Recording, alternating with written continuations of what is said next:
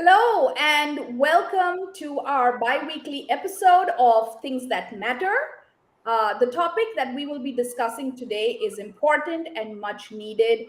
The topic is confronting white Christian nationalism.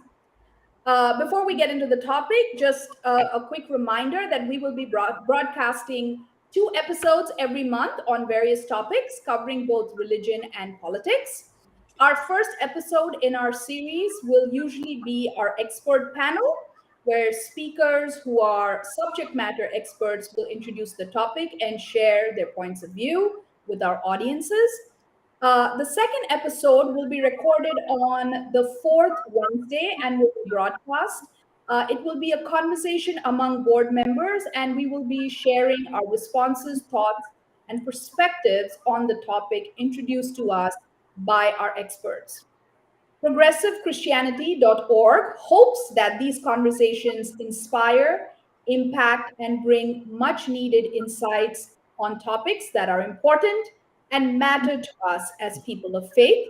We strive for peace and justice towards all people.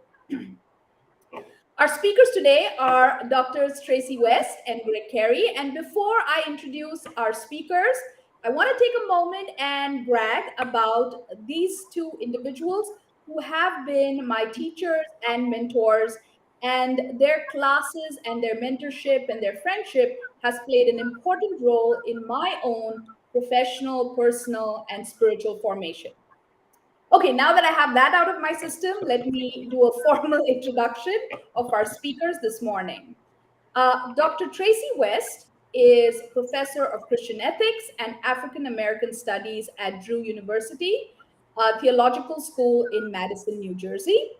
She received her BA from Yale University, her MDiv from Pacific School of Religion, and her PhD from Union Theological Seminary.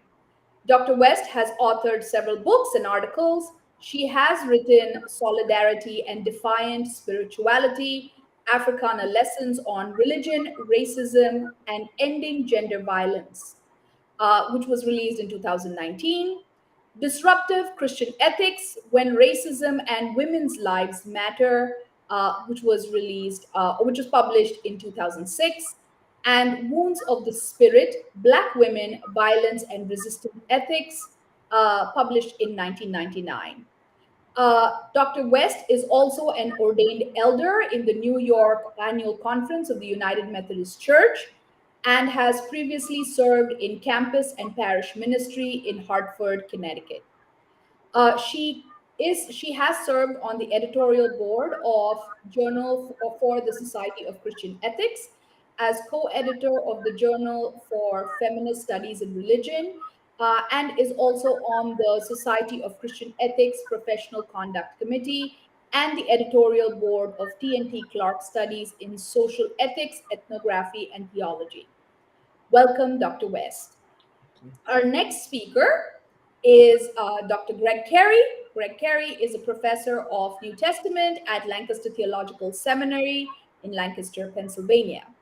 Dr. Carey has a BA from Rhodes College, an MDiv from Southern Baptist Theological Seminary, and a PhD from Vanderbilt University. His research interests include the Book of Revelation and ancient apocalyptic literature, the Gospel of Luke, and public biblical interpretation. He is the author or co-author of 10 books, including Using Our Outside Voice, Public Biblical Interpretation, Stories Jesus Told, How to Read a Parable, and his volume, Death, the End of History and Beyond, Eschatology in the Bible, will be published in the spring of 2023. Dr. Carey has also appeared on the BBC, PBS, the Discovery Channel, and the History Channel, and has frequently contributed to the Christian Century and other public outlets. He fields media interviews regarding biblical studies and the interface of contemporary Christianity and politics. And he frequently teaches and preaches around the Mid-Atlantic. Dr. Carey is also an active layperson in the United Church of Christ, where he has served in national and international ecumenical settings, and he is a member of the Open and Affirming Coalition's national leadership team and works for equity in public education funding. Welcome, Dr. Carey, and so happy to have you both over here. Before we begin, one of the things that we'd like to do, and I'd like to invite both of you to take a few moments and just set the stage for us in this conversation, maybe about 5 to 8 minutes, talking or introducing the topic to our listeners. Let's start with what is white Christian nationalism? And are there differences to white Christian nationalism and patriotism? So, yeah, so Dr. West? Thank you so much. It is my pleasure to be here and to be part of this conversation. And thank you for such a gracious introduction, Sharon. So I am I think starting with the idea of what are we talking about is just crucial because so many folks, white folks, might be thinking I'm white, I'm a Christian, and I love my nation. Does that make me a white Christian nationalist? So it's crucial to understand the kinds of commitments that we're talking about related to Christianity, whiteness, and nationalism. There's just really specific commitments that matter. And they have to do with ideas that are part of our nation, our United States nation, but they also have to do with practices, actual practices that are institutions, whether they're government or whether they're educational institutions or whether they are in fact, in our religious institutions, and especially in Christianity, they get reinforced. So that's where I wanted to start. And there's just three quick pieces that I want to emphasize in my definition. There's a lot to talk about here, and I hope we can get into some of these details. But one is history. You have to start with what I think white Christian nationalism is about: an insatiable sense of greed. And insatiable. So I'm a Christian ethicist, so I have to start with values, right? So I have to start with what it is, what kinds of values we are grounded in when we start with trying to understand white Christian nationalism. And that is starting from the really very beginnings of this nation.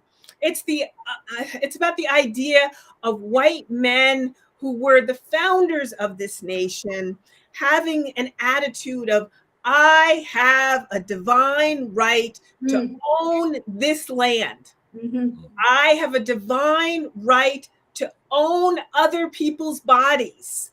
I have a divine right to use whatever means, including violence, to get it and to keep it. Right? So that initial understanding of how this nation was birthed in this greed that comes from this understanding of God's divine sanction to white founders and white male founders in particular. Now, I want to add, because I work on issues of gender violence, that it's so important to include how rape culture is completely integrated in that greed, that understanding of being entitled to own land, take it, get it, own and take bodies. And so indigenous women who were part of indigenous nations, indigenous girls, and the rape of those girls is a part of the violence that is in that initial narrative and in that initial understanding of who we are as a nation. And it's an assumption that we have that we need to make sure gets revealed, that we assume that kind of violence occurred, but we don't talk about it, and we don't understand that it's really key to the legacy that we have. as well as, of course, African women's bodies, Right. and the ways in which enslaved African women were also raped and assaulted by white Christian owners, white Christian male owners. So I want to say this insatiable greed is crucial to the commitment. And another value I want to add, and that's purity. Mhm. A notion of purity. Beginning in 1630 with John Winthrop's Puritan vision of creating a notion that is a truly godly society, this truly pure society, that's an exceptional, right? That the US is born out of an exceptional understanding of what white Christians can create, a nation that is pure in its godliness. So you have this contradiction. So part of course, white Christian nationalism is this tremendous hypocrisy. And then the other piece I want to add, just two more. One is hate. So you have to have history and that birthing process, but it also includes just really despicable, vile forms of hatred of those who are not white Christians. Mm. And so that hate is a really important part, and how it's given expression. And it's anything from I'm going to give more contemporary examples, but just really quick contemporary examples. Did you see some of those T-shirts that were worn during the January 6th insurrection, right? So T-shirts that said things like Camp Auschwitz. So the targeting of Jews for hatred is part of an understanding of what it means to keep and maintain a white Christian nation. Or 6 million was not enough, right? Some of that. So that's a really important, the targeting and hatred of Jews, all the way to the Supreme Court's recent ruling on religion. Yeah. Right. And so the ruling about white Christian rural Maine schools that now can receive taxpayer funding. So in this ruling, you have Christian schools that will not admit lesbian, gay, bisexual, transgender, queer students are not allowed to be admitted and are not allowed to be teachers. And taxpayer money, right? So this is the institutionalization of white Christian nationalism. Taxpayer money goes to protect, fund, and propagate these Christian schools that have these understandings of stigmatizing that leads to hate, and in its most extreme can be hate violence. So those are two differing understandings and two different examples of the way hate is a part. And most obvious, of course, that we often, when we talk about white Christian nationalism, sometimes we only talk about white people. And so what about the consequences? What about the consequences of white Christian nationalism? So I just want to remind us, and just please, here's a trigger alert, some of the terrorizing examples of mass shootings and the ways in which white Christianity was explicitly articulated in some of these mass shootings.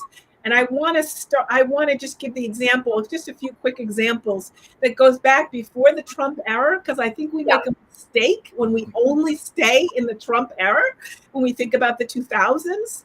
And so the shooting at the Sikh temple, right? 11 people being killed, and how white Christian nationalism was part of the network of that gunman, as well as in the 2018, the Tree of Life synagogue shootings, where 11 people were killed who were in their synagogue, right? The targeting of Jews for mass shootings, right? Of Sikh, of Jews, and of course, the more recent example of in El Paso, Texas, right? 23 Latinos were killed at the Walmart. Do you remember that? Yeah. 23 were killed, and the gunman specifically mentioned his allegiance to white nationalism. And white Christian nationalism is part of the networks that helped to motivate him. And most recently, in 2022, earlier this year, the Buffalo shooting by the Christian nationalists, where 10 people were killed. So I wanna identify the fear, the trauma, the discrimination, and the indifference to the consequences for peoples of color, peoples who are religious minorities of white Christian nationalism. And I'll leave it there. Thank you. Thank you, Traci. I think we're off to a great conversation and a great start. Just the clarity with which you introduced the topic for us. There is so much for us to chew on. I'm gonna invite Greg to share your opening comments, and So thank you, Sharon, and thank you, Traci. Didn't Sharon bury us with those introductions? And Traci, I want to affirm everything you've said. I prepared in a different direction, but I'm going to come home and somewhere close, I think. I thought to start, well, what would a Christian nationalist tell you they believe? They'd tell you that God chose the United States and has specially blessed the United States, and that the United States enjoys that blessing as long as it behaves according to a particular stream of Christianity that the Christian nationalists bless. And we're going to come closer to defining that, but that word white is absolutely essential to what that means.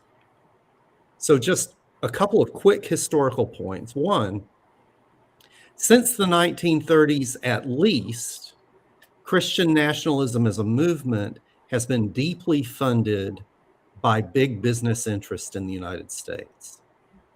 And so if you're surprised, how do these people get together with those people all the time? The answer is they want some common things, and they've been at it for at least almost 100 years. The second thing is that Christian nationalism, especially in the 60s and 70s, made its home among people who had figured out they couldn't say they were segregationists anymore. And so it has deep roots in America's story of racism. What I'd like to do is turn toward how we can recognize those factors in the ways people believe and behave. And in this case, I'm talking not necessarily about someone who goes to El Paso or Charleston, but people who believe many of the same things and how that factors out. Because what Christian nationalists will tell you they're doing, to come back to the question Traci West asked earlier, what they'll tell you they're doing is they're just being American patriots. And they represent Christianity. But the reality is, and data shows this clearly, they represent a political agenda that's shared only by a fairly small percentage of people who identify as Christian in the United States. And particularly if you compare their attitudes on a set of issues to the attitudes of Black Christians, who might say they agree on most theological points with, let's say, white American evangelicals. But when you look at polling data in the United States, they could not be farther apart. In fact, they are the two groups that are farthest apart. So race and that claim to represent all Christians when you really don't, that's something we need to keep in touch with as we respond. So what are some of those issues? One is white Christian nationalists are very likely to tell you that voting is a privilege and not a right.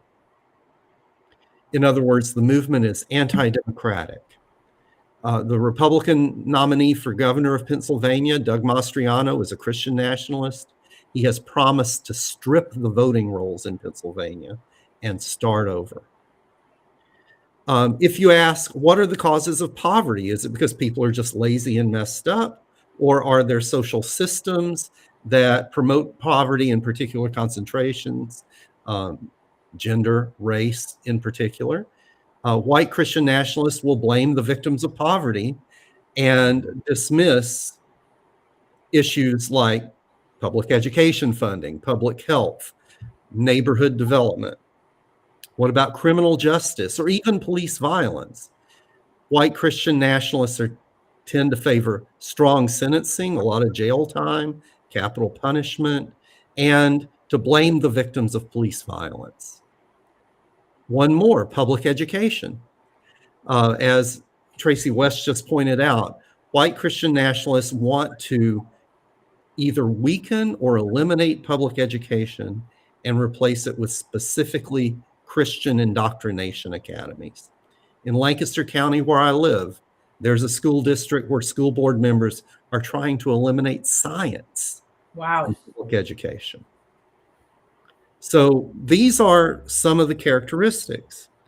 And when you explain white Christian nationalism that way, you can begin to understand why teaching anything about the history of slavery or the near annihilation of Native Americans from North America should be part of a history curriculum, because teaching anything that's not flattering to the United States undermines that narrative that this is God's country and it's ours.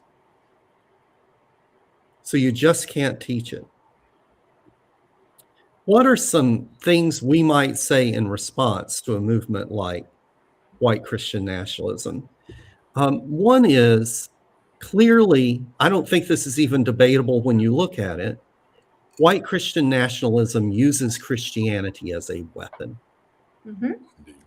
So if you think about the image from 2020, racial justice protests, Black Lives Matter protests in Washington, D.C., after the police murder of George Floyd, and then President Donald Trump clears the crowd using force to walk to a church that complained that he was there, holding a Bible he didn't own. It was his daughter's, holding it in a way nobody who ever reads a Bible ever holds a Bible in their life, and just stands for a photo op, right? So he's claiming a fusion of his power as the president of the United States and a fusion of the church symbols like the church and the Bible as a way to publicly oppose activism for racial justice. That's the best picture of white Christian nationalism I've ever seen. We need to talk about how Christianity isn't a weapon. We also need to counter some of the language that's common now in white Christian nationalism, which is the language of dominion. In many white Christian nationalist circles, they talk about taking dominion over the 7 mountains of culture. We need to reclaim language from the Gospels and the New Testament epistles that freedom is not freedom to dominate, it is freedom to serve. It's freedom to heal. It's freedom to build community. That's what true freedom is. And it's freedom for everyone to belong and have a place. So we need to develop our language specifically to counter the kind of language that white Christian nationalists use, because not only is their movement bad for democracy, and it is bad for women, and it is bad for sexual, religious, racial, ethnic minorities, it's bad for Christianity. And we have ways of saying that. Thank you, Sharon. I'll give it back to you. This is just great, and I'm trying to figure out how I can moderate a conversation without going totally into a student mode right now and say, just teach me more. But just piggybacking on what both of you have said, what are some of the tropes? And you'll have started to gesture towards that, right? You'll have talked about insatiable greed, rape culture, purity culture, the Bible. what are some of the other tropes that Christian nationalism draws on, in a way to kind of legitimize this movement? Colonialism, white supremacy, biblical texts. Are there biblical texts that they particularly draw on? And what have you discovered in researching and reading and talking about this with people? Yeah, I really like the point you made about that you made, Greg, about, thank you, Sharon. I just want to just piggyback on a point and then come back around to your question. I really like the point you made about, Greg, about dominion, because I think that, and that in some ways that speaks to this question. And I'm especially wanting us to pay attention to the battle, to the notions of war and battle, and the ways in which especially white Christian nationalists describe themselves as under siege and under attack, and use a lot of Christian imagery of needing to go out there and go to war, onward Christian soldiers against the evil of those who they perceive to be in some ways, from my perspective, striving for notions of equality. And I wonder, Greg, what do you think about that kind of war and that understanding of white Christians as being under attack? What do you think about that in connection with the replacement theory and the ways in which it's replacement theory definitely draws from Christian ideas, but it's not precisely a Christian or biblical understanding, but it is crucial in anything from a range of perspectives among Christian nationalists, white Christian nationalists. So I want to say that there are the extremists who are the mass shooters, right? So of course that's extremist violence. So in El Paso, Texas, the shooter who killed all of those brown Latino members of that community who were at Walmart, and specifically said he was trying to kill Hispanics, right? So talked specifically about replacement theory and about being replaced by immigrants. But what do you think about that relationship, and how in some ways it completely draws on understandings that come from notions of Christianity, but in some ways is also distinctive? I think you are tempting me. There's so much there. So for decades, I've noticed among white evangelicals this movement called Quiverful. Are you familiar with it? Which is promoting having as many babies as you can have as a Christian obligation.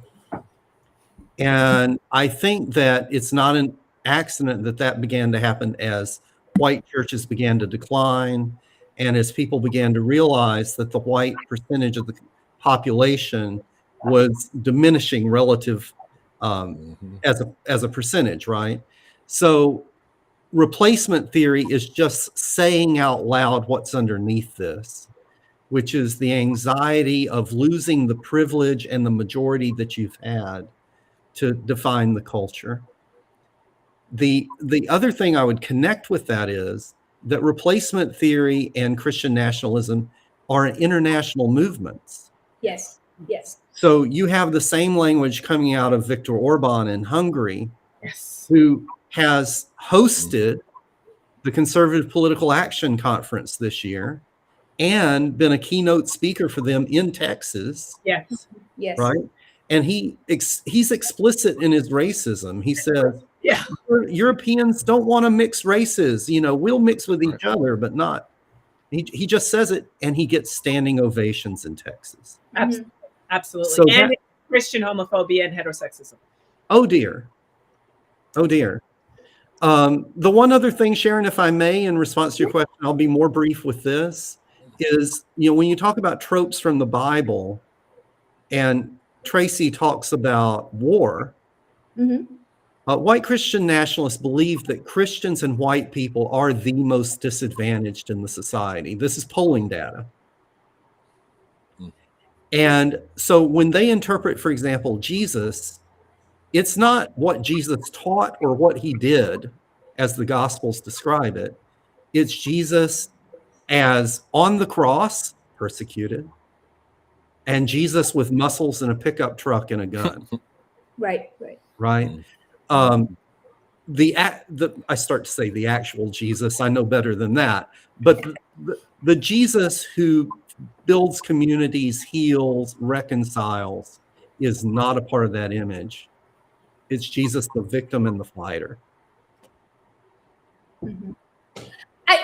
I'm even wondering, if we're talking about replacement theory, to make the connection back to what Traci said about purity culture and how purity culture is very much a part of this conversation. It is, even when you talk about Quiverful, it is about keeping the bloodline within the movement, and how that kind of leads to this exacerbation of understanding of dominion and kingdom, and who this world or who this kingdom belongs to, right? What do y'all think of that? Because rape culture and purity culture also, there's overlap there. Yes. Yeah, no, that's crucial. I agree so strongly, and the importance of keeping gender in the conversation is very, very important. And in the anti-abortion movement, again, you can see how these can overlap. These issues can overlap. Yeah. It's not exactly the same, so I want to be careful here. I'm not saying that all anti-abortion movement activists and leaders and are white Christian nationalists. So I want to be careful. That's not what I'm saying. But there is overlap, and the place where I see overlap is in this understanding of the need for whites to produce more babies, more white babies. We need more white babies. Right. And that white Christians, trying to encourage white Christian women, not to have abortion, because at this point, a majority, before the overturning of Roe v. Wade, at least some of the stats that I was reading, a majority of those having abortions were white women. And so part of the push among white Christian nationalists has been to talk about the importance, frankly, of white Christian women continuing to have more babies and not aborting those babies because of the, I want to say supposed fear. Yes. Because I'm not sure that whites are afraid of being replaced, are afraid of losing their sort of cultural power.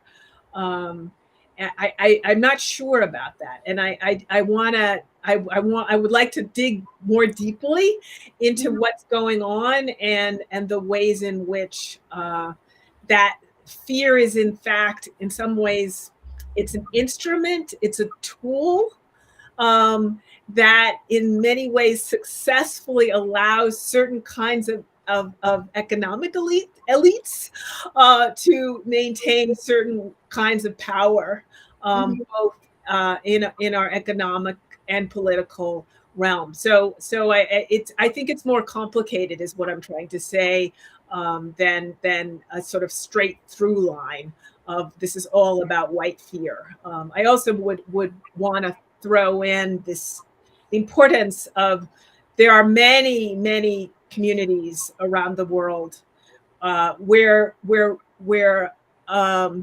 minority, a religious minority, a racial minority, apartheid South Africa as an example, can still tyrannize and operate autocratically in ways that create religious and notions of superiority and racial notions of superiority. So that doesn't help us as we're trying to counter. But I just want to be clear that we have to be able to understand what the ways in which this works. It's not simply a numbers game. there's a context for this, right? And we've watched since the 80s as women have made, I know there's not equality in the marketplace, but there's reporting lots of parts of the country, working class men have been devastated, and women in their circle have displaced them, by taking the administrative job in the hospital where the man takes a clerical job because the factory job isn't there anymore. Mm-hmm. That kind of resentment is broad. Mm-hmm. And it accompanies, as a former Southern Baptist, I watched this happen rapidly, Mm-hmm. where Southern Baptists literally voted to support choice, reproductive choice in the early 70s. And then by the late 80s, we're beginning to declare any kind of leadership by a woman as wrong. So if you're in touch with that white evangelical subculture, the language of women, you said purity, modesty is a big word they use. Mm-hmm. Submission is a big word they use. And all of these things have, I guess the one thing I'd add and would love to hear from you both about, I think these things, as they become more extreme, amplify. So when you move to one extreme, and if someone else wants to get attention, they have to go past that extreme. And we're watching, I think what we're seeing in the past 7 years is how rapidly that can happen. Mm-hmm. Mm-hmm. Yeah. Yes. Yes. It's crucial to understand that. I'm also, I want to bring in the ways in which, because we are gesturing to how these movements are also, taking over the globe. There is a rise in nationalist movements, and like I come from India, and in the Indian context, what I see happening a lot in Hindu nationalism is, it's almost like a play-by-play book that is following white Christian nationalism, right? Which is very, and now in that mix of racial purity, you throw in caste purity, and you have a completely different context and understanding.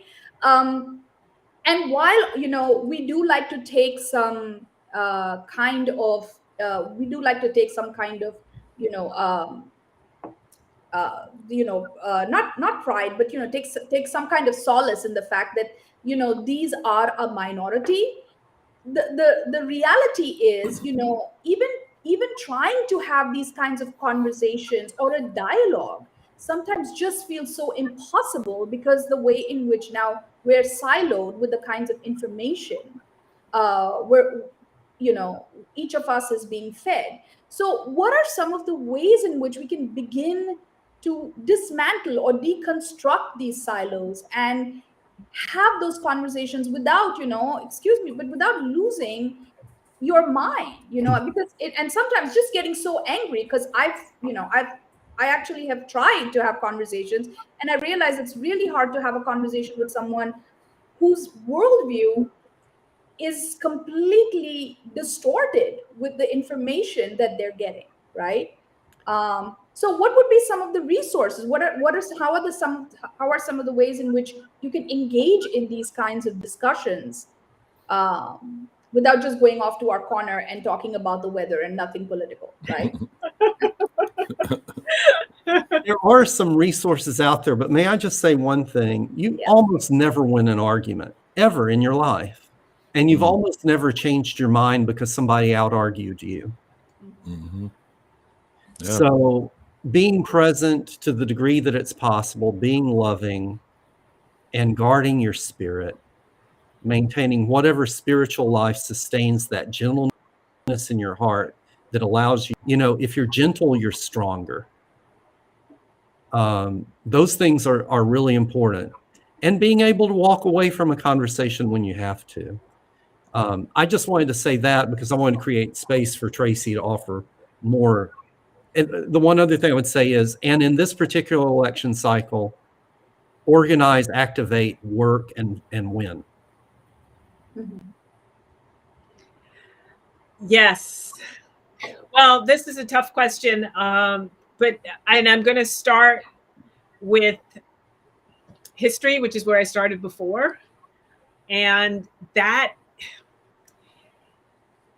it's not accidental that a lot of white Christian nationalists are working so hard to suppress education, to ban books, to ban the teaching of systemic racism. Literally ban teaching students about the history of slavery. I was reading an article where an elementary school, or maybe it was a junior high school teacher, talked about how because of new laws that have been passed in Texas, he no longer says white people were slave owners when he teaches his students. I believe this was a New York Times article. And so one of the crucial things we must do is refuse to abide by those bans, and to literally learn and teach and ask questions about the racist history that's part of all of our communities. I don't care where you are. One of the things I do with my students is I say, start with anything in your church. Go back far away. Go back to the history of your church. Start with your neighborhood, with the corner that your church is on, right? And research the history and ask questions about race, ask questions about sexuality, and gender, and they're going, well, wait a minute. Well, how can I do that? And then once they begin to listen to the stories and find the stories, the anti-racism education is in the process of asking the questions, formulating the questions, and understanding how deeply informed we are by racist Christianity. Just quickly, example of Greg, you mentioned poverty. And so just the example of housing and the kind of covenants, restrictive covenants that were put in place across northern cities and communities, right? So I'm not just going to the South, right, to make sure that whites only can live there, but the role that Christians played and Christian leaders played in making sure those restrictive covenants got reinforced. So I just want to give that as an example of the kind of work that we can do.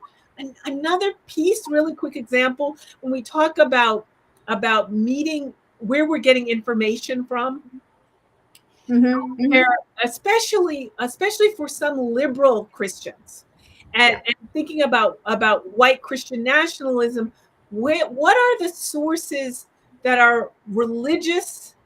Where are you partnering to get information, right? To get information beyond Christian sources? What are the communities, the leaders that together you share in information about what your community is experiencing and what you should care about and how you care about that? So I just want to add that as an example, because so often love is really about loving somebody paternalistic, like I feel sorry for you and so I love you. I want to make you like me. Thank you. Yeah. Yeah, and also who's funding those sources, right? Like really follow the money, as they always say. Greg, you wanted to jump in? Actually, I wasn't jumping in. I was just responding to you calling attention to the funding streams. Okay. Yeah. I mean, I actually think about, in my in the Indian context, how history is being rewritten to fulfill a nationalistic agenda, right? So are there ways in which those narratives are being changed, and if they are, be critical about it. Finally, the question I think I have is, how do you find, Christian nationalism? And Traci, you actually talked about the impact on communities of color.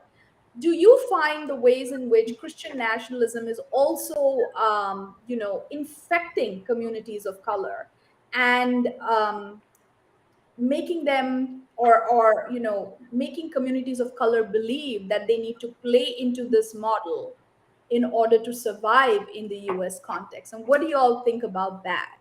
Because we do have people of color who are running, and sometimes they open their mouth and you go, wait, what just happened? Right. Yes, yes. So I think just briefly, just trying to stay within our time parameters, just to remind us that what we're talking about is a set of ideas. And so I just want to stress that, and practices as well that get institutionalized. And so sometimes you can say, well, we're just talking about all white people. No, we're talking about really crucial ideas and understandings of who's superior and who has a right and an entitlement to be superior. So I just want to really strongly encourage us to realize those critical questions have to be raised within all communities, because all of us are learning those messages about who's superior and has a right to be superior and a God-given right to be superior over other communities. Greg, just a quick point that you want to make? Well, I would encourage, if there are Christian leaders here, you don't have to attack Christian nationalism to form people to be loving, to form people to cross the kinds of boundaries that divide us, to call people to work on issues like equity and housing access and public education as public goods. And the final thing I would say is, and remind folks that Christians tend to do poorly when they are being tied up in the government. We're better off free from government, not all mixed up in it, structurally, that is. Thank you so much. Yeah, thank you. I had warned the panel that I will go over time because that's just who I am. But thank you so much, Traci and Greg, for joining us today, and just an exciting conversation that I think could just keep continuing. I just also want to invite both of you just to talk a little bit about the work that you all are doing, to share with our viewers where can they find you, your writings, if you are doing talks on this or teaching classes. So if you don't mind just sharing that with the viewers. Traci, first you. Yes, I feel like you did such a phenomenal job of doing those introductions that I don't want to repeat my writing and my work. So I encourage people to look up my website, where I have a pretty thorough list of the kinds of writing that I'm doing. And I also want to just really do a shout out to, I am in the Methodist Church, but it is shamefully homophobic and heterosexist. And so I am part of a movement that's trying to center transgender, queer, and Black, Indigenous, and people of color voices in that movement. So how do we create church movements of equality that have an anti-racist piece at the heart of them? So I just want to put in a pitch for the kind of activism that we do, and the kind of work that disciplines and trains us in having our kind of anti-racist toolbox to be able to do this work as Christians. I like how you responded, Traci. I don't have my own website, but there's a page at lancasterseminary.edu where you should send seminarians. And but then I'm competing with people in the call. And then the other thing I would say is, I do volunteer pretty intensively with Power Interfaith, which is an interracial, interfaith, grassroots organizing movement here in Pennsylvania that's very concerned about public education, about environmental justice, and about voting rights. And so I encourage folks to find those points of interracial and interreligious collaboration. Thank you so much for that moment, Sharon. Thank you. And just a quick reminder that among our bi-weekly episodes, we will have the next episode, which will be on with the board members responding to this conversation and sharing our viewpoints and perspective, and what how we felt like this conversation impacted us. We are progressivechristianity.org, hoping that these conversations are making an impact, inspiring you to go out there and do work that is meaningful, and bringing people to social justice and creating love in our community. Thank you once again, Traci and Greg, and we hope that you will join us soon. Take care. Bye.